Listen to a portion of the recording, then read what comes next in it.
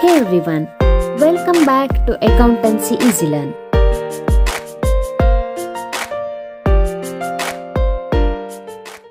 Dear students, ನೀವು ಕಾಮರ್ಸನ್ನು ಯಾಕಾಗಿ ತಗೊಂಡಿದ್ದೀರಿ ಅಂತ ನಾನೊಂದು ಪ್ರಶ್ನೆಯನ್ನು ಕೇಳಿದರೆ ಎಷ್ಟೊಂದು ಜನ ಉತ್ತರಕ್ಕಾಗಿ ತಡ್ಕಾಡ್ತೀರಿ ಅಲ್ವಾ. ಮ್ಯಾಮ್, ಸೈನ್ಸ್ ಸ್ವಲ್ಪ ಟಫ್ ಅನಿಸ್ತಿತ್ತು, ಆರ್ಟ್ಸ್ ಯಾಕೋ ಬೇಡ ಅನಿಸ್ತು, ಸೊ ಕಾಮರ್ಸ್ ಬೆಟರ್ ಅಂಥೇಳಿ ಕಾಮರ್ಸ್ ತಗೊಂಡ್ವಿ ಅನ್ನೋರೇ ಜಾಸ್ತಿ. ಆದರೆ ನೀವು ತಗೊಂಡಿರೋ ಸ್ಟ್ರೀಮಿಂದ ನಿಮ್ಗೆ ಏನು ಯೂಸ್ ಆಗುತ್ತೆ, ಮುಂದೆ ಏನೇನು ಮಾಡೋ ಅವಕಾಶಗಳಿವೆ ಅನ್ನೋದು ನಿಮಗೆ ಗೊತ್ತಿರಬೇಕಲ್ವಾ. ನಿಮ್ಮಲ್ಲಿ ಕೆಲವರು ಮುಂದೇನು ಮಾಡಬೇಕು ಅನ್ನೋ ಗುರಿ ಇಟ್ಕೊಂಡೇ ಕಾಮರ್ಸ್ಗೆ ಬಂದಿರ್ತೀರಿ. ಇನ್ನು ಕೆಲವರಿಗೆ ಏನೂ ಗುರಿ ಇರೋದಿಲ್ಲ. ಕಾಮರ್ಸ್ ತೊಗೊಂಡ್ರೆ ಒಳ್ಳೆ ಜಾಬ್ ಅಪಾರ್ಚುನಿಟಿ ಇದೆ ಅಂತ ಅವ್ರಿವ್ರು ಹೇಳಿದ್ದನ್ನು ಕೇಳಿರ್ತೀರೇ ಹೊರತು ಅದ್ರ ಬಗ್ಗೆ ಪೂರ್ತಿ ಮಾಹಿತಿ ಇರೋದಿಲ್ಲ.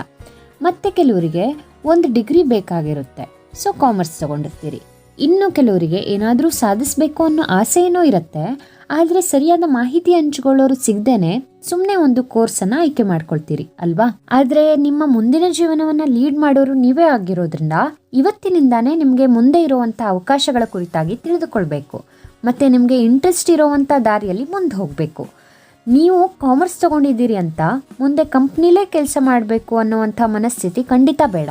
ನಿಮಗೆ ಇಂಟ್ರೆಸ್ಟ್ ಇರೋವಂಥ ದಾರಿಯಲ್ಲಿ ಮುಂದೆ ಹೋದರೆ, ನಿಮ್ಮ ಪ್ಯಾಷನನ್ನು ಬೆನ್ನು ಹತ್ತಿದ್ರೆ ಮಾತ್ರ ನಿಮಗೆ ಜೀವನದಲ್ಲಿ ನೆಮ್ಮದಿ ಸಿಗೋದು. ಹಾಗಾಗಿ ನಿಮಗೆ ಯಾವ ಕ್ಷೇತ್ರದಲ್ಲಿ ಗುರುತಿಸ್ಕೊಳ್ಬೇಕು ಅನ್ನೋ ಆಸೆ ಇದೆಯೋ, ಆಸಕ್ತಿ ಇದೆಯೋ ಅದನ್ನು ಮೊದಲು ನೀವು ತಿಳ್ಕೊಳ್ಳಿ. ಅದು ಸಂಗೀತ, ಸಾಹಿತ್ಯ, ಕಲೆ, ಅಗ್ರಿಕಲ್ಚರ್ ಇರ್ಬೋದು, ಇಲ್ಲ ಪ್ರೊಫೆಷನಲ್ ಕೋರ್ಸಸ್ ಇರ್ಬೋದು ಲೈಕ್ CA, CS ಇಂಥವು, ಇಲ್ಲ ಗೌರ್ಮೆಂಟ್ ಜಾಬ್ಸ್ ಇರ್ಬೋದು, ಇಲ್ಲ ಕಾರ್ಪೊರೇಟ್ ವರ್ಲ್ಡ್ ಇರ್ಬೋದು. ಯಾವುದರಲ್ಲಿ ನಿಮಗೆ ಆಸಕ್ತಿ ಇದೆಯೋ ಅದರ ಮೇಲೆ ಇವತ್ತಿನಿಂದಾನೇ ಮಾಹಿತಿಯನ್ನು ಕೆದಕೋದಕ್ಕೆ ಶುರು ಮಾಡಿ. ಮತ್ತು ಆಸಕ್ತಿಯ ಬೆನ್ನು ಹತ್ತಿ ಹೋಗಿ ನೆಮ್ಮದಿಯ ಜೀವನವನ್ನು ನಿಮ್ಮದಾಗಿಸ್ಕೊಳ್ಳಿ. ಡಿಯರ್ ಸ್ಟೂಡೆಂಟ್ಸ್, ಇವತ್ತು ನಾನು ಹಾಗೊಂದು ಅವಕಾಶದ ಬಗ್ಗೆ ನಿಮಗೆ ಮಾಹಿತಿಯನ್ನು ಕೊಡೋದಕ್ಕೆ ಬಂದಿದ್ದೀನಿ. ಯೂಶ್ವಲಿ ಕಾಮರ್ಸ್ಗೆ ಬಂದಿರೋರು CA ವರ್ಡನ್ನು ಖಂಡಿತ ಕೇಳಿರ್ತೀರಿ ಅಲ್ವಾ. ಕೇಳಿರ್ಲಿಲ್ಲ ಅಂದರೆ ಇವತ್ತು ಅದನ್ನು ತಿಳ್ಕೊಳ್ಳಿ. ಇನ್ನು ಕೆಲವರಿಗೆ ಅದ್ರ ಬಗ್ಗೆ ಅಲ್ಪ ಸ್ವಲ್ಪ ಗೊತ್ತಿರುತ್ತೆ, ಮತ್ತೆ ಕೆಲವರಂತೂ ಅದೊಂದು ಬಹಳ ಟಫ್ ಇರೋವಂಥ ಕೋರ್ಸ್, ನಮಗೆ ಅದರ ಸಹವಾಸನೇ ಬೇಡ ಅಂತಲೂ ಅಂದ್ಕೊಂಡ್ಬಿಟ್ಟಿರ್ತೀರಿ. ಆದರೆ ಹಾಗೇನೂ ಅಂದ್ಕೊಳ್ಳೋ ಅವಶ್ಯಕತೆ ಇಲ್ಲ. ಇದೊಂದು ಟಫ್ ಕೋರ್ಸ್ ಖಂಡಿತ ಅಲ್ಲ. ಹಾಗಾದರೆ CA ಅಂದ್ರೇನು, ಇದನ್ನು ಯಾರು ಮಾಡಬಹುದು, ಕೋರ್ಸ್ ಹೇಗಿರುತ್ತೆ, ಫೀಸ್ ಎಷ್ಟು, ಹೇಗೆ ಜಾಯ್ನ್ ಆಗೋದು, ಇದೆಲ್ಲ ನಿಮಗೂ ಡೌಟ್ಸ್ ಇದೆ ಅಲ್ವಾ. ಸೊ ಇದ್ರ ಬಗ್ಗೆ ಒಂದು ಸಣ್ಣ ಚಿತ್ರಣವನ್ನು ನಿಮಗೆ ಕೊಡ್ತಾ ಇದ್ದೀನಿ. ವಿಡಿಯೋನ ಪೂರ್ತಿಯಾಗಿ ನೋಡಿ ಮಾಹಿತಿಯನ್ನು ಸರಿಯಾಗಿ ತಿಳ್ಕೊಳ್ಳಿ. ಹಾಗೆ ಇದನ್ನು ನಿಮ್ಮ ಫ್ರೆಂಡ್ಸ್ಗೆ ಕೂಡ ಶೇರ್ ಮಾಡಿ, ಅವರಿಗೂ ಹೆಲ್ಪ್ ಮಾಡ್ತೀರಿ ಅಲ್ವಾ. So let's begin. ಫಸ್ಟ್ ನಮ್ಮ ತಲೆಯಲ್ಲಿ ಬರೋದು ವಾಟ್ ಈಸ್ CA ಅಲ್ವಾ. CA ಅಂದ್ರೇನು? CA ಅಂದರೆ ಚಾರ್ಟರ್ಡ್ ಅಕೌಂಟೆಂಟ್ಸ್. ಇದೊಂದು ಪ್ರೊಫೆಷನ್. ನಮ್ಮ ಇಂಡಿಯಾದಲ್ಲಿ ಬಹಳನೇ ರೆಸ್ಪೆಕ್ಟ್ ಇರುವಂಥ ಮತ್ತು ಹೈಯೆಸ್ಟ್ ಪೇಮೆಂಟ್ ಇರುವಂಥ ಒಂದು ಪ್ರೊಫೆಷನ್. ಇನ್ನು CAಗೆ ಯಾಕಷ್ಟು ರೆಸ್ಪೆಕ್ಟ್ ಅಂತ ಕೇಳ್ತಾ ಇದ್ದೀರಾ? ನಮ್ಮ ಜಗತ್ತು ನಡೀತಾ ಇರೋದೇ ದುಡ್ಡಿನ ಮೇಲೆ ಅಲ್ವಾ.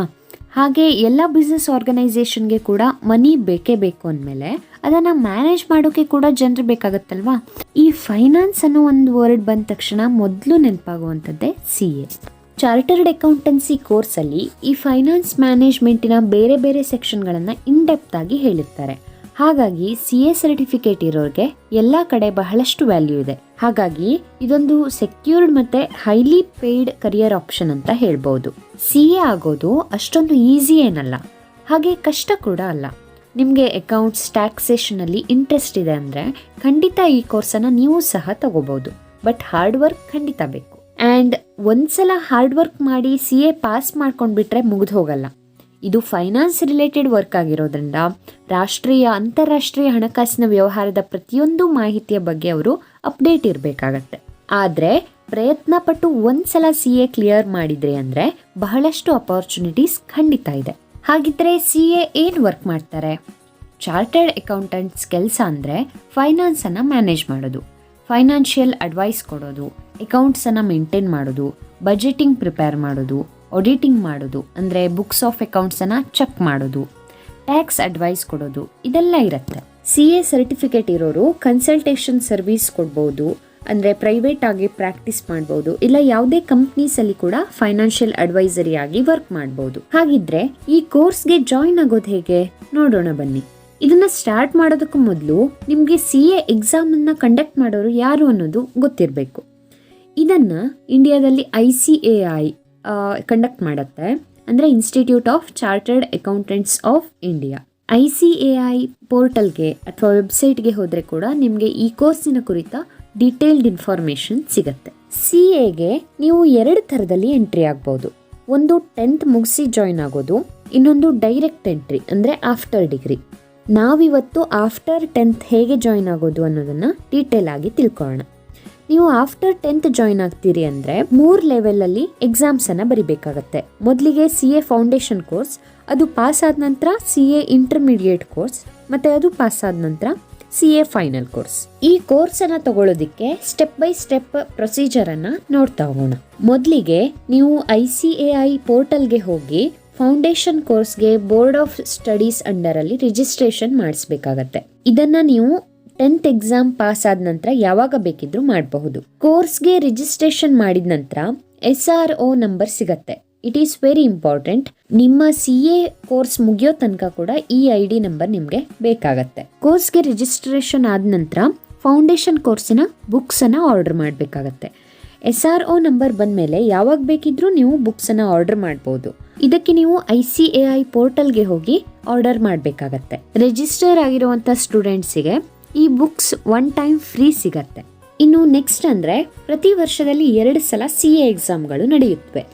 ಮೇ ಅಥವಾ ಜೂನಲ್ಲಿ ಮತ್ತು ನವಂಬರ್ ಅಥವಾ ಡಿಸೆಂಬರಲ್ಲಿ. ನೀವು ಮೇ ಆರ್ ಜೂನಲ್ಲಿ ಎಕ್ಸಾಮ್ ಬರೆಯೋದಿದ್ರೆ ಆ ವರ್ಷದ ಜನವರಿ 1 ಒಳಗಡೆ ಕೋರ್ಸ್ಗೆ ರಿಜಿಸ್ಟರ್ ಆಗಿರಬೇಕು. ಹಾಗೆಯೇ ನವಂಬರ್ ಅಥವಾ ಡಿಸೆಂಬರಲ್ಲಿ ಎಕ್ಸಾಮ್ಗೆ ಅಪಿಯರ್ ಆಗೋದಿದ್ರೆ ಜುಲೈ 1 ಒಳಗಡೆ ರಿಜಿಸ್ಟರ್ ಮಾಡಿರಬೇಕು. ಇಲ್ಲಿ ನಾನು ಹೇಳ್ತಾ ಇರೋದು ಎಕ್ಸಾಮಿಗೆ ರಿಜಿಸ್ಟ್ರೇಷನ್ ಮಾಡಿಸೋದ್ರ ಬಗ್ಗೆ ಅಲ್ಲ, ಕೋರ್ಸಿಗೆ ರಿಜಿಸ್ಟ್ರೇಷನ್ ಮಾಡಿಸೋದ್ರ ಬಗ್ಗೆ. ಈಗ ನೀವು ಫಸ್ಟ್ PU ಎಕ್ಸಾಮನ್ನು ಫೆಬ್ರವರಿಲಿ ಬರೆಯೋದಿದ್ರೆ 8 ತಿಂಗಳು ಮೊದಲೇ ಅಂದರೆ ಜೂನಲ್ಲಿನೇ ಕೋರ್ಸ್ಗೆ ಜಾಯಿನ್ ಆಗಿರ್ತೀರಿ ಅಲ್ವಾ. ಅದೇ ರೀತಿ ಇಲ್ಲಿ ಕೂಡ ಎಕ್ಸಾಮ್ಗೆ ಅಪಿಯರ್ ಆಗೋ ಅಟ್ಲೀಸ್ಟ್ 4 ಮಂತ್ಸ್ ಮೊದಲು ನೀವು ಕೋರ್ಸಿಗೆ ರಿಜಿಸ್ಟ್ರೇಷನ್ ಮಾಡಿಸಿರ್ಬೇಕು. ನೀವು ಒಂದ್ಸಲ ಫೌಂಡೇಶನ್ ಕೋರ್ಸ್ಗೆ ರಿಜಿಸ್ಟ್ರೇಷನ್ ಮಾಡಿಸಿದ ಮೇಲೆ ಅದು 3 ವರ್ಷದ ತನಕ ವ್ಯಾಲಿಡ್ ಆಗಿರುತ್ತೆ.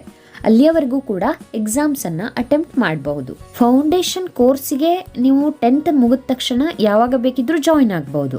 ಆದರೆ ಫೌಂಡೇಶನ್ ಎಕ್ಸಾಮ್ಗೆ ಅಪಿಯರ್ ಆಗೋದಿಕ್ಕೆ ಮಾತ್ರ ನಿಮ್ಮ 12th ಎಕ್ಸಾಮ್ ಮುಗ್ದಿರಬೇಕು. ಅಂದರೆ ನೀವು ಸೆಕೆಂಡ್ PU ಓದ್ತಾ ಇರೋವಾಗ್ಲೇ ಜನವರಿ 1 ಒಳಗಡೆ ರಿಜಿಸ್ಟ್ರೇಷನ್ ಮಾಡಿಕೊಂಡ್ರೆ ಮೇ ಅಥವಾ ಜೂನಲ್ಲಿ ನಡೆಯುವಂಥ ಫೌಂಡೇಶನ್ ಎಕ್ಸಾಮ್ಗೆ ಅಪಿಯರ್ ಆಗ್ಬೋದು. ಅಷ್ಟೊತ್ತಿಗೆ ನಿಮ್ಮ ಸೆಕೆಂಡ್ PU ಎಕ್ಸಾಮ್ ಮುಗ್ದಿರತ್ತೆ. ಇನ್ನು ಸೆಕೆಂಡ್ PU ಕೊನೆಯಲ್ಲಿ ಅಂದರೆ ಜನವರಿ 1 ನಂತರ ಜುಲೈ 1 ಒಳಗಡೆ ರಿಜಿಸ್ಟ್ರೇಷನ್ ಮಾಡಿಸಿದ್ರೆ ನವಂಬರ್ ಅಥವಾ ಡಿಸೆಂಬರಲ್ಲಿ ನೀವು ಎಕ್ಸಾಮನ್ನು ತಗೋಬಹುದು. ಇನ್ನು ಫೌಂಡೇಶನ್ ಕೋರ್ಸ್ಗೆ ನೀವು ಸೆಕೆಂಡ್ PU ಓದ್ತಾ ಇರುವಾಗ ರಿಜಿಸ್ಟ್ರೇಷನ್ ಮಾಡಿಸಿದ್ರೆ ಒಳ್ಳೆಯದು. ಒಂದ್ಸಲ ನೀವು ರಿಜಿಸ್ಟ್ರೇಷನ್ ಮಾಡಿಕೊಂಡ್ರೆ ನಿಮಗೆ ಸ್ಟಡಿ ಮಟೀರಿಯಲ್ ಸಿಗತ್ತೆ, ಪ್ರಿಪೇರ್ ಆಗೋದು ಈಸಿ ಆಗುತ್ತೆ. ಆಮೇಲೆ ಎಕ್ಸಾಮನ್ನು ನಿಮ್ಮ 12th ಎಕ್ಸಾಮ್ ಮುಗಿದ ನಂತರ ಯಾವಾಗ ಬೇಕಿದ್ರೂ ತಗೋಬಹುದು. ನೀವು ಜನವರಿ 1 ಒಳಗಡೆ ರಿಜಿಸ್ಟ್ರೇಷನ್ ಆಗಿಬಿಟ್ಟಿದ್ದೀರಿ ಅಂತ ಮೇ ಅಥವಾ ಜೂನ್ ಎಕ್ಸಾಮ್ಗೆ ಅಪಿಯರ್ ಆಗಬೇಕು ಅಂತ ಇಲ್ಲ. ನವಂಬರ್ ಅಥವಾ ಡಿಸೆಂಬರಲ್ಲಿ ಕೂಡ ಅಪಿಯರ್ ಆಗ್ಬೋದು. ಆದರೆ ಯಾವ ಎಕ್ಸಾಮ್ಗೆ ಅಪಿಯರ್ ಆಗಬೇಕಂತ ಡಿಸೈಡ್ ಮಾಡ್ತಿರೋ ಆ ಎಕ್ಸಾಮ್ಗೆ ಫೀಸ್ ತುಂಬಿ ರಿಜಿಸ್ಟರ್ ಮಾಡ್ಕೊಳ್ಬೇಕಾಗತ್ತೆ ಅಷ್ಟೇ. ಹಾಗೆ ಬುಕ್ಸ್ಗೆ ಆರ್ಡರ್ ಮಾಡಿದ ಮೇಲೆ ಬರೋದು ಕೆಲವು ಸಲ ಡಿಲೇ ಆಗೋದ್ರಿಂದ ನೀವು ಕೊನೆ ಡೇಟ್ ತನಕ ರಿಜಿಸ್ಟ್ರೇಷನ್ ಮಾಡಿಸೋಕೆ ಕಾಯಬಾರ್ದು. ಸ್ವಲ್ಪ ಬೇಗ ರಿಜಿಸ್ಟರ್ ಆದರೆ ಒಳ್ಳೆಯದು. ಇನ್ನು ಸೆಕೆಂಡ್ PU ಮುಗಿಸಿದ ಮೇಲೆ ಕೂಡ ನೀವು ಫೌಂಡೇಶನ್ ಕೋರ್ಸ್ಗೆ ರಿಜಿಸ್ಟ್ರೇಷನ್ ಮಾಡಿಸ್ಬೋದು. ಆದರೆ ಬೇಗ ರಿಜಿಸ್ಟ್ರೇಷನ್ ಮಾಡಿಸಿದ್ರೆ ಕೋರ್ಸನ್ನು ಬೇಗ ಕಂಪ್ಲೀಟ್ ಮಾಡ್ಬೋದು. ಇನ್ನು ಸಿಲೆಬಸ್ ವಿಷಯಕ್ಕೆ ಬಂದರೆ ಫೌಂಡೇಶನ್ ಕೋರ್ಸಲ್ಲಿ 4 ಪೇಪರ್ಸ್ ಇರುತ್ತೆ. First paper principles and practice of accounting, second paper business law and business corresponding and reporting, third paper business mathematics and logical reasoning and statistics, fourth paper business economics and business commercial knowledge. Subject ಹೆಸರನ್ನ ನೋಡಿನೇ ಹೆದರೋ ಅವಶ್ಯಕತೆ ಇಲ್ಲ. ನೀವು PUCಲಿ ಓದಿದ್ದೆ ಸ್ವಲ್ಪ depth ಆಗಿ ಇರುತ್ತೆ. ಅದರಲ್ಲಿ ಬರುವಂಥ ಸಿಲೆಬಸ್ ಎಲ್ಲ ನೀವು ಓದಿರುವಂಥದ್ದೇ ಆಗಿರುತ್ತೆ. ಒಂದೆರಡು ನೀವು ಡಿಗ್ರಿಲಿ ಕಲಿಯುವಂಥ ಕೆಲವೊಂದು ಸಬ್ಜೆಕ್ಟ್ ಕೂಡ ಆ್ಯಡ್ ಆಗಿರುತ್ತೆ. ಆದರೆ ಈಸಿ ಆಗಿ ಅದಕ್ಕೆ ಕೂಡ ಪ್ರಿಪೇರ್ ಆಗಬಹುದು. ಪ್ರತಿ ಪೇಪರ್ 100 ಮಾರ್ಕ್ಸ್ಗೆ ಇರುತ್ತೆ. ಅಂದರೆ ಟೋಟಲ್ ಆಗಿ 4 ಪೇಪರ್ಸಿಂದ 400 ಮಾರ್ಕ್ಸ್ ಅಲ್ವಾ. ಸೊ ಪಾಸ್ ಆಗೋದಕ್ಕೆ ಟೋಟಲ್ ಆಗಿ ನೀವು 200 ಮಾರ್ಕ್ಸ್ ತೊಗೊಂಡಿರಬೇಕು. ಮತ್ತು ಪ್ರತಿ ಸಬ್ಜೆಕ್ಟ್ಗೆ ಮಿನಿಮಮ್ 40 ಮಾರ್ಕ್ಸ್ ಬಂದಿರಬೇಕು. ಆದರೆ ಇಲ್ಲಿ ಕೆಲವು ಪೇಪರ್ಸ್ಗೆ ರಾಂಗ್ ಆನ್ಸರ್ ಮಾಡಿದರೆ ನೆಗೆಟಿವ್ ಮಾರ್ಕಿಂಗ್ ಇರುತ್ತೆ. ಹಾಗಾಗಿ ಸ್ವಲ್ಪ ಕೇರ್ಫುಲ್ ಆಗಿ ಇರಬೇಕು ಅಷ್ಟೇ. ಕೋರ್ಸ್ಗೆ ಜಾಯಿನ್ ಆಗಿ 3 ವರ್ಷದೊಳಗಡೆ ಫೌಂಡೇಶನ್ ಮುಗಿಸ್ಕೊಳ್ಬೇಕು. ಸ್ವಲ್ಪ ಈಸಿ ಇರೋದ್ರಿಂದ ಫಸ್ಟ್ ಅಥವಾ ಸೆಕೆಂಡ್ ಅಟೆಂಪ್ಟಲ್ಲಿ ಖಂಡಿತ ಪಾಸ್ ಮಾಡಬಹುದು. ಫೌಂಡೇಶನ್ ಪಾಸ್ ಆದಮೇಲೆ next step CA intermediate course. ಮೊದಲಿಗೆ ಈ ಕೋರ್ಸ್ಗೆ ನೀವು ರಿಜಿಸ್ಟರ್ ಮಾಡ್ಕೊಳ್ಬೇಕು. ಆ ಕೋರ್ಸ್ಗೆ ರಿಜಿಸ್ಟರ್ ಆದಮೇಲೆ ಬುಕ್ಸನ್ನು ಆರ್ಡರ್ ಮಾಡಬೇಕು. ಇಲ್ಲಿ 2 ಗ್ರೂಪ್ ಇರುತ್ತೆ. ಪ್ರತಿ ಗ್ರೂಪಲ್ಲಿ 4 ಪೇಪರ್ಸ್ ಇರುತ್ತವೆ. ಫೌಂಡೇಶನ್ ಎಕ್ಸಾಮ್ ಮುಗಿಸಿ 8 ಮಂತ್ಸ್ ಆಫ್ಟರ್ ನೀವು ಇಂಟರ್ಮೀಡಿಯೇಟ್ ಎಕ್ಸಾಮನ್ನು ತಗೊಳ್ಬೇಕಾಗತ್ತೆ. ಅಂದರೆ ಇನ್ ಕೇಸ್ ನೀವು ಮೇ ಅಥವಾ ಜೂನಲ್ಲಿ ನಡೆಯೋ ಫೌಂಡೇಶನ್ ಎಕ್ಸಾಮಲ್ಲಿ ಪಾಸ್ ಆದ್ರಿ ಅಂದರೆ ನೀವು ತಕ್ಷಣಕ್ಕೆ ಇಂಟರ್ಮೀಡಿಯೇಟ್ ಕೋರ್ಸಿಗೆ ಜಾಯಿನ್ ಆಗ್ತೀರಿ ಅಲ್ವಾ. ಅದಾದ್ಮೇಲೆ ಬರುವಂಥ ನವೆಂಬರಲ್ಲಿ ನೀವು ಇಂಟರ್ಮೀಡಿಯೇಟ್ ಎಕ್ಸಾಮ್ಗೆ ಅಪಿಯರ್ ಆಗೋದಿಕ್ಕಾಗಲ್ಲ. 8 ಮಂತ್ಸ್ ಆಫ್ಟರ್ ಅಂದರೆ ಮುಂದಿನ ವರ್ಷದ ಮೇ ಅಥವಾ ಜೂನಲ್ಲಿ ನಡೆಯೋ ಇಂಟರ್ಮೀಡಿಯೇಟ್ ಎಕ್ಸಾಮಿಗೆ ಅಪಿಯರ್ ಆಗ್ಬಹುದು. ಇಲ್ಲಿ 2 ಗ್ರೂಪನ್ನು ಒಟ್ಟಿಗೆ ಬರಿಬಹುದು ಅಥವಾ ಒಂದು ಗ್ರೂಪಿನ ಎಕ್ಸಾಮ್ಗೆ ಅಷ್ಟೇ ಅಪಿಯರ್ ಆಗ್ಬಹುದು. ಎರಡಕ್ಕೂ ಪ್ರಿಪೇರ್ ಆಗ್ತೀರಿ ಅನ್ನೋ ಕಾನ್ಫಿಡೆನ್ಸ್ ಇದ್ರೆ ಖಂಡಿತ 2 ಗ್ರೂಪನ್ನು ಒಟ್ಟಿಗೆ ಬರಿಬಹುದು. ಬಹಳಷ್ಟು ಜನ ಹಾಗೆ ಮಾಡ್ತಾರೆ. ನೆಕ್ಸ್ಟ್ ಅಂದರೆ ನೀವು ಯಾವುದೇ ಒಂದು ಗ್ರೂಪ್ ಪಾಸ್ ಆದ ನಂತರ 3 ವರ್ಷದ ಪ್ರಾಕ್ಟಿಕಲ್ ಟ್ರೈನಿಂಗಿಗೆ ಜಾಯಿನ್ ಆಗಬೇಕಾಗತ್ತೆ. ಇದಕ್ಕೆ ಆರ್ಟಿಕಲ್ಶಿಪ್ ಅಂತ ಕರೀತಾರೆ. ಯಾವುದೇ CA ಅಂಡರಲ್ಲಿ 3 ವರ್ಷ ವರ್ಕ್ ಮಾಡಿ ಟ್ರೈನಿಂಗ್ ತಗೋಬೇಕು.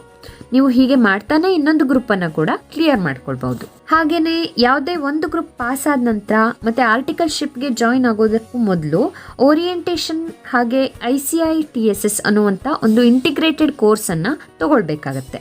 ಹಾಗೆ 1 ವರ್ಷದ ಪ್ರಾಕ್ಟಿಕಲ್ ಟ್ರೈನಿಂಗ್ ಆದಮೇಲೆ CA ಫೈನಲ್ ಕ್ಲಿಯರ್ ಆಗೋದಕ್ಕೂ ಮೊದಲು AICI-TSS ಅನ್ನೋ ಅಡ್ವಾನ್ಸ್ಡ್ ಇಂಟಿಗ್ರೇಟೆಡ್ ಕೋರ್ಸ್ ಮತ್ತೆ ಓರಿಯೆಂಟೇಷನ್ ಪ್ರೋಗ್ರಾಮ್ ತಗೋಬೇಕಾಗತ್ತೆ. ಇದೆಲ್ಲ ನಿಮಗೆ ಕೋರ್ಸ್ಗೆ ಜಾಯಿನ್ ಆದಮೇಲೆ ತಿಳಿತಾ ಹೋಗುತ್ತೆ. ಈಗಲೇ ಟೆನ್ಷನ್ ಮಾಡ್ಕೊಳ್ಳೋ ಅವಶ್ಯಕತೆ ಇಲ್ಲ. ಆದರೂ ಪ್ರೊಸೀಜರ್ ಹೇಗಿರುತ್ತೆ ಅಂತ ನಿಮಗೆ ಗೊತ್ತಿರಲಿ ಅನ್ನೋ ಒಂದು ಕಾರಣಕ್ಕೆ ನಾನು ಎಕ್ಸ್ಪ್ಲೇನ್ ಮಾಡ್ತಿದ್ದೀನಿ ಅಷ್ಟೇ. ಇನ್ನು ನೆಕ್ಸ್ಟ್ ಇಂಟರ್ಮೀಡಿಯೇಟ್ 2 ಗ್ರೂಪ್ ಕ್ಲಿಯರ್ ಆದಮೇಲೆ ಪ್ರಾಕ್ಟಿಕಲ್ ಟ್ರೈನಿಂಗ್ ಅಟ್ಲೀಸ್ಟ್ 1 ವರ್ಷ ಮಾಡಿದ ಮೇಲೆ ನೀವು CA ಫೈನಲ್ ಕೋರ್ಸ್ಗೆ ರಿಜಿಸ್ಟ್ರೇಷನ್ ಮಾಡಿಸೋಕೆ ಎಲಿಜಿಬಲ್ ಆಗ್ತೀರಿ. ಬಟ್ ಎಕ್ಸಾಮ್ಗೆ ತಕ್ಷಣಕ್ಕೆ ಅಪಿಯರ್ ಆಗೋದಿಕ್ಕಾಗಲ್ಲ. ಆರ್ಟಿಕಲ್ಶಿಪ್ ಅಥವಾ ಪ್ರಾಕ್ಟಿಕಲ್ ಟ್ರೈನಿಂಗನ್ನು 2.5 ವರ್ಷ ಮಾಡಿದ ಮೇಲೆ CA ಫೈನಲ್ ಎಕ್ಸಾಮ್ಗೆ ನೀವು ರಿಜಿಸ್ಟ್ರೇಷನ್ ಮಾಡಬಹುದು ಅಥವಾ CA ಫೈನಲ್ ಎಕ್ಸಾಮ್ಗೆ ಅಪಿಯರ್ ಆಗಬಹುದು. CA ಫೈನಲಲ್ಲಿ ಕೂಡ ಇಂಟರ್ಮೀಡಿಯೇಟ್ ಥರಾನೇ 2 ಗ್ರೂಪ್ ಇರುತ್ತೆ. ಪ್ರತಿ ಗ್ರೂಪಲ್ಲಿ 4 ಪೇಪರ್ಸ್ ಇರುತ್ತೆ.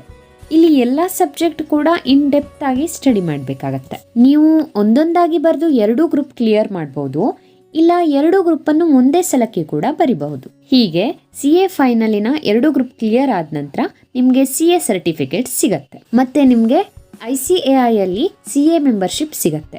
ನಂತರ ಬೇಕಿದ್ರೆ ಓನ್ ಆಗಿ ಪ್ರಾಕ್ಟೀಸ್ ಮಾಡಬಹುದು, ಇಲ್ಲ ಯಾವುದಾದ್ರೂ ಕಂಪ್ನಿಲಿ ಕೂಡ ವರ್ಕ್ ಮಾಡಬಹುದು. ಇನ್ನು ಎಷ್ಟು ಟೈಮ್ ಬೇಕಾಗತ್ತೆ ಅಂತ ಕೇಳ್ತಾ ಇದ್ದೀರಾ? CA ಕಂಪ್ಲೀಟ್ ಮಾಡೋದಕ್ಕೆ ಮಿನಿಮಮ್ ಅಂದ್ರೂ 5 ವರ್ಷ ಬೇಕಾಗತ್ತೆ. ಅಂದರೆ ನೀವು ಎಲ್ಲ ಲೆವೆಲ್ಗಳನ್ನು ಒಂದೇ ಅಟೆಂಪ್ಟಲ್ಲಿ ಪಾಸ್ ಮಾಡ್ತಾ ಹೋದರೆ 5 ವರ್ಷದಲ್ಲಿ ಕೋರ್ಸ್ ಕಂಪ್ಲೀಟ್ ಆಗುತ್ತೆ. ನಾರ್ಮಲ್ ಆಗಿ 5ರಿಂದ 7 ವರ್ಷದೊಳಗಡೆ CA ಕೋರ್ಸನ್ನು ಮುಗಿಸಬಹುದು. ಇನ್ನು ಫೀಸ್ ಸ್ಟ್ರಕ್ಚರ್ ಹೇಗಿರುತ್ತೆ ನೋಡೋಣ. ರಿಜಿಸ್ಟ್ರೇಷನ್ ಫೀಸ್, ಎಕ್ಸಾಮ್ ಫೀಸ್ ಮತ್ತು ಉಳಿದ ಸಣ್ಣ ಪುಟ್ಟ ಕೆಲವೊಂದು ಫೀಸಸ್ ಎಲ್ಲ ಸೇರಿಸಿ ಒಂದು ಅಂದಾಜಿಗೆ ಹೇಳೋದಾದರೆ CA ಫೌಂಡೇಶನ್ಗೆ ಒಂದು 10,000 ನಿಮಗೆ ಕಾಸ್ಟ್ ಆಗ್ಬೋದು. ಹಾಗೆ CA ಇಂಟರ್ಮೀಡಿಯೇಟ್ಗೆ 20,000 ಕಾಸ್ಟ್ ಆಗ್ಬೋದು. ಅದೇ ರೀತಿ CA ಫೈನಲ್ಗೆ ಅರೌಂಡ್ 25,000 ಕಾಸ್ಟ್ ಆಗ್ಬೋದು. ಇನ್ನು ನೀವು ಅಟೆಂಪ್ಟನ್ನು ಜಾಸ್ತಿ ತಗೊಂಡ್ರೆ ಒಂದು ಸ್ವಲ್ಪ ಎಕ್ಸ್ಟ್ರಾ ಖರ್ಚು ಆಗಬಹುದು ಅಷ್ಟೇ. ಇದರಲ್ಲಿ ಕೋಚಿಂಗ್ ಚಾರ್ಜಸ್ ಸೇರ್ಕೊಂಡಿಲ್ಲ. ಸೊ ಒಂದು ಅಂದಾಜಿಗೆ ನಾವು ನೋಡೋದಿದ್ರೆ ನೀವು ಕೋಚಿಂಗ್ ತಗೊಳ್ದೇನೆ ಎಕ್ಸಾಮನ್ನು ಬರಿತಾ ಹೋದರೆ ಟೋಟಲ್ ಆಗಿ ನಿಮಗೆ ಒಂದು 55,000ಇಂದ 70,000 ಖರ್ಚು ಬರ್ಬೋದು. ಇನ್ನು ಎಲ್ಲ 3 ಹಂತದಲ್ಲೂ ನಿಮಗೆ ಬೇಕಿದ್ದಲ್ಲಿ ಕೋಚಿಂಗ್ ಕೂಡ ತಗೋಬಹುದು. ಇದಕ್ಕೆ ಫೀಸ್ ಎಕ್ಸ್ಟ್ರಾ ಆಗುತ್ತೆ. ಅದು ಪ್ಲೇಸ್ ಮತ್ತು ಲೆವೆಲ್ ಯಾವುದು ಅನ್ನೋದ್ರ ಮೇಲೆ ಡಿಪೆಂಡ್. ಫೌಂಡೇಶನ್ ಕೋರ್ಸ್ಗೆ ಫೀಸ್ ಒಂದು 10,000ಇಂದ 50,000 ತನಕ ಕೂಡ ಇರ್ಬೋದು. ಹಾಗೆ ಬೇರೆ ಬೇರೆ ಹಂತದಲ್ಲಿ ಬೇರೆ ಬೇರೆ ಪ್ಲೇಸಸ್ಸಲ್ಲಿ ಫೀಸ್ ವೇರಿ ಆಗ್ತಾ ಹೋಗುತ್ತೆ. ನಿಮಗೆ ಈ ಕೋರ್ಸಲ್ಲಿ ಅದರಲ್ಲಿಯ ಸಬ್ಜೆಕ್ಟ್ಗಳಲ್ಲಿ ಬಹಳನೇ ಇಂಟ್ರೆಸ್ಟ್ ಇದ್ದರೆ ಕೋಚಿಂಗ್ ಇಲ್ಲದೆ ಸಹ ನೀವು ಫೌಂಡೇಶನನ್ನು ಕ್ಲಿಯರ್ ಮಾಡ್ಬೋದು. ಅಂಥವರ ಉದಾಹರಣೆ ಕೂಡ ಬಹಳಷ್ಟು ಸಿಗತ್ತೆ. ಹಾಗೆ ICAI ಕೂಡ ಕೆಲವೊಂದು ಸಬ್ಜೆಕ್ಟ್ ಮೇಲೆ ಫ್ರೀ ಆಗಿ ವರ್ಚುವಲ್ ಕ್ಲಾಸ್ ಕಂಡಕ್ಟ್ ಮಾಡುತ್ತೆ. ಅದನ್ನು ಸಹ ನೀವು ಉಪಯೋಗ ತಗೊಳ್ಬಹುದು. ಇನ್ನು ನೀವು ಮೆರಿಟ್ ಸ್ಟೂಡೆಂಟ್ ಆಗಿದ್ದು ಫೈನಾನ್ಷಿಯಲಿ ಪುವರ್ ಇದ್ರೆ ಇನ್ಸ್ಟಿಟ್ಯೂಷನ್ ಇಂದ ಸ್ಕಾಲರ್ಶಿಪ್ ಕೂಡ ಸಿಗತ್ತೆ. ಇದ್ರ ಬಗ್ಗೆ ನೀವು ಮಾಹಿತಿಯನ್ನ ಗೊತ್ತಿರೋರ ಹತ್ರ ಮೊದಲೇ ಕೇಳಿ ತಿಳಿದುಕೊಂಡಿರ್ಬೇಕು. ಇನ್ನು ನೀವು CA ಕೋರ್ಸ್ ಜೊತೆಗೇನೆ BCom ಮತ್ತೆ BBA ಕೂಡ ಇಂಟರ್ನಲ್ ಆಗಿ ಮುಗಿಸಬಹುದು. ನೀವು CA ಕೋರ್ಸ್ ಅಲ್ಲಿನೇ ಇನ್ ಡೆಪ್ತ್ ಆಗಿ ಕಲಿಯೋದ್ರಿಂದ ಡಿಗ್ರಿ ಸಬ್ಜೆಕ್ಟ್ ಗಳಲ್ಲಿ ಈಸಿಯಾಗಿ ಸ್ಕೋರ್ ಮಾಡಬಹುದು. ಅದೊಂದು ಎಡಿಷನಲ್ ಬರ್ಡನ್ ಆಗೋದಿಲ್ಲ. ಇದಿಷ್ಟು CA ಕೋರ್ಸ್ ಬಗ್ಗೆ ಒಂದಷ್ಟು ಮಾಹಿತಿ. ನಿಮ್ಮಲ್ಲಿ ಎಷ್ಟೋ ಜನರಿಗೆ CA ಆಗೋ ಎಬಿಲಿಟಿ ಇದ್ರೂ ಮಾಹಿತಿ ತಿಳಿದಿರೋದಿಲ್ಲ. ಅಂಥವ್ರು ನೀವಾಗಿದ್ರೆ ಈ ಮಾಹಿತಿ ನಿಮಗೆ ಖಂಡಿತ ಉಪಯೋಗ ಆಗಿದೆ ಅಂತ ತಿಳ್ಕೊಳ್ತೀನಿ. ನೀವು ಇದ್ರ ಬಗ್ಗೆ ಇಂಟ್ರೆಸ್ಟೆಡ್ ಇದ್ದರೆ ಇದರ ಬಗ್ಗೆ ಮತ್ತಷ್ಟು ಶೋಧಿಸೋದಕ್ಕೆ ಮರಿಬೇಡಿ. ಹಾಗೆ ICAI ವೆಬ್ಸೈಟ್ಗೆ ಹೋದರೆ ಅಲ್ಲಿ BOS ನಾಲೆಜ್ ಪೋರ್ಟಲಲ್ಲಿ ಇದರ ಬಗ್ಗೆ ನಿಮಗೆ ಇಂಚಿಂಚು ಮಾಹಿತಿ ಸಿಗತ್ತೆ. ನೀವು ಯಾವುದೇ ಕೋರ್ಸ್ ಬಗ್ಗೆ ತಿಳ್ಕೊಳ್ಳೋದಿದ್ರೂ ಮೊದಲು ಅದರ ಒರಿಜಿನಲ್ ಸೈಟ್ಗೆ ಹೋಗಿ ಸರ್ಚ್ ಮಾಡೋದನ್ನು ತಿಳ್ಕೊಂಡಿರಬೇಕು. ಆಗ ಮಾತ್ರ ನಿಮಗೆ ಅದರ ಸರಿಯಾದ ಸಂಪೂರ್ಣ ಮಾಹಿತಿ ಚಿತ್ರಣ ಸಿಗತ್ತೆ. ಮತ್ತಿನ್ಯಾಕ್ ತಡ, ಇಲ್ಲೇ ಕೆಳಗಡೆ ಡಿಸ್ಕ್ರಿಪ್ಷನ್ ಬಾಕ್ಸಲ್ಲಿ ವೆಬ್ಸೈಟ್ ಲಿಂಕ್ ಹಾಕಿದ್ದೀನಿ, ಅದನ್ನು ಚೆಕ್ ಮಾಡಿ ಇನ್ಫಾರ್ಮೇಷನ್ ಕಲೆಕ್ಟ್ ಮಾಡ್ತೀರಿ ಅಲ್ವಾ. ಈ ವಿಡಿಯೋ ನಿಮಗೆ ಇಷ್ಟ ಆಗಿದ್ರೆ ವಿಡಿಯೋನ ಲೈಕ್ ಮಾಡಿ, ಮತ್ತೆ ಇದರಿಂದ ನಿಮಗೆ ಹೆಲ್ಪ್ ಆಗಿದ್ರೆ ಈ ವಿಡಿಯೋನ ಶೇರ್ ಮಾಡಿ ನಿಮ್ಮ ಫ್ರೆಂಡ್ಸ್ ಜೊತೆಗೆ ಕೂಡ ಮಾಹಿತಿಯನ್ನು ಹಂಚಿಕೊಳ್ಳಿ. Subscribe to Accountancy Easy Learn for more videos. I will be back with another video very soon. Until then, enjoy the learning.